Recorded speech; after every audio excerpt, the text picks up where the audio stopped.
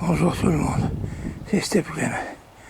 Aujourd'hui je fais une petite vidéo pour les propriétaires de Peugeot 206 HDI 110 chevaux 16 soupapes.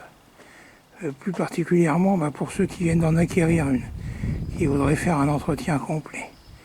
Parce que l'autre jour, sur ma vidéo sur la pompe de direction assistée pour Peugeot HDI 110 chevaux, il y a un jeune qui m'a contacté en me disant qu'il venait d'en acheter une à refaire complètement. Donc, il me demandait justement quel liquide mettre dans la voiture. Il avait vu ma vidéo sur l'huile. Donc là, je fais une petite vidéo. Alors attention, les marques qui sont présentées ici, c'est les produits que j'utilise parce que j'ai l'habitude de travailler avec ces produits-là et aussi pour le prix.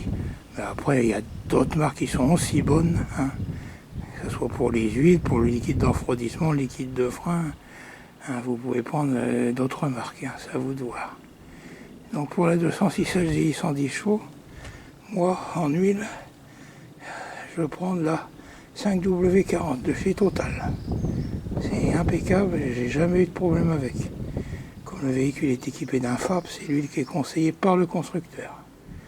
On arrive à trouver des bidons à prix assez intéressant dans les supermarchés quand ils font des promotions. Il ne faut pas hésiter des fois à regarder régulièrement les bouquins de supermarché et puis des fois de ne pas hésiter à acheter 2-3 bidons d'avance quand il y a vraiment des prix intéressants si vous comptez garder la voiture longtemps. Après, pour l'huile de boîte de vitesse, bon, sur les Peugeot, on dit toujours sur une Peugeot, il n'y a pas besoin de vidanger la boîte, on n'est pas chez Renault. Alors, des fois, tu es bien obligé de vidanger quand même. L'autre jour, mon frère a fait sa boîte de vitesse, son embrayage, donc il a démonté l'embrayage, la boîte de vitesse et cardan, et on est reparti sur de l'huile neuve. Donc là, vous avez l'huile Total Energy 75W80, c'est l'huile qui est recommandée par le constructeur pour la boîte de vitesse. Alors cette huile, il y a encore un an, on arrivait à la trouver à 10-11 euros. En supermarché ou sur les sites style Cdiscount, Amazon. Maintenant, il faut compter 16-17 euros. Ah oui, l'huile, ça, c'est comme pour l'huile auto, ça augmente. Hein. Donc vous vidangez avec cette huile-là, vous serez tranquille pour votre boîte de vitesse. Si vous avez l'embrayage à changer, bien sûr. Après, bon, si vous voulez remettre l'huile d'origine, ça vous doit. Hein. Chacun fait comme il peut, comme il veut. Hein. Chacun ses moyens. Après, ici, vous avez le liquide pour la direction assistée. Bon, moi, je prends de la Facom. Elle n'est pas trop chère, elle est efficace, impeccable. Jamais eu de soucis. Et ce liquide-là, je peux aussi l'utiliser sur ma Peugeot 206 1 litre 1 essence, ainsi que sur mon Renault Trafic, ainsi que sur la Volkswagen Up. Il n'y a jamais eu de problème. Après, pour le liquide de refroidissement, ça, le liquide de refroidissement, l'idéal, si vous n'y connaissez rien, c'est d'aller voir sur le site Joroscaro, vous tapez votre modèle, il va vous faire sortir les différents types de liquides que vous pouvez mettre. Alors bon, moi je prends du Michelin sur Roscaro quand ils font des prix. Des fois ils font des prix. Je prends 3-4 bidons d'avance. Puis le gros avantage, c'est que le liquide de refroidissement, celui-ci, il va aussi bien sur la 206 HDI 110 chevaux 16S de mon frère, sur ma 206 1 litre 1 essence Popart. J'en ai mis aussi dans mon Renault Trafic, DCI 82 chevaux 2004. J'en ai mis dans la Volkswagen Up. Non, la Volkswagen Up, non.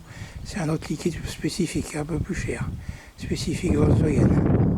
Par contre, dans ma Peugeot 405, c'est du liquide plus âgé que je mets. Je mets du SO 55+. Vous voyez, il y a certains liquides qu'on peut mettre dans plusieurs véhicules. Ça, il faut bien vérifier sur Internet ou dans les magasins. Après, ici, vous avez le liquide de frein. Donc, sur la 206 HDI 110 chevaux, c'est du DOT 4. Vous avez du DOT 4, du DOT 5, ça c'est pareil.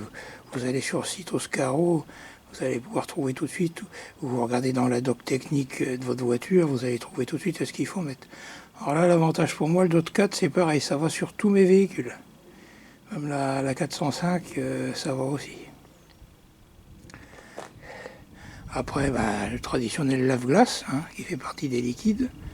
Bon, ça, vous mettez ce que vous voulez, vous mettez de l'eau. Moi, ce que je fais, le liquide de lave-glace, je l'achète en fin d'hiver. J'achète le liquide d'hiver, en fin d'hiver, puisqu'ils le mettent en promo. Et à la fin de l'été, quand ils commencent à mettre le nouveau liquide d'hiver, j'achète le liquide d'été qu'en promo. J'achète par 5, 6, 8 bidons quand c'est pas cher. Après, derrière, vous avez le fameux bidon pour mettre le gasoil. Hein. La voiture, bon, elle marche au gasoil. Après, il y a deux flux dont je ne vais pas parler dans cette vidéo. Donc c'est ce qui correspond au flux de la clim et du filtre à particules. Puisque ça, théoriquement, on ne peut pas en acheter. Alors j'ai fait une petite erreur pour le liquide de refroidissement. Non, le SO55+, c'est pour le freinage. Ouais, je me suis trompé avec le liquide de refroidissement. Non, le liquide de refroidissement, il est bien compatible avec un 405.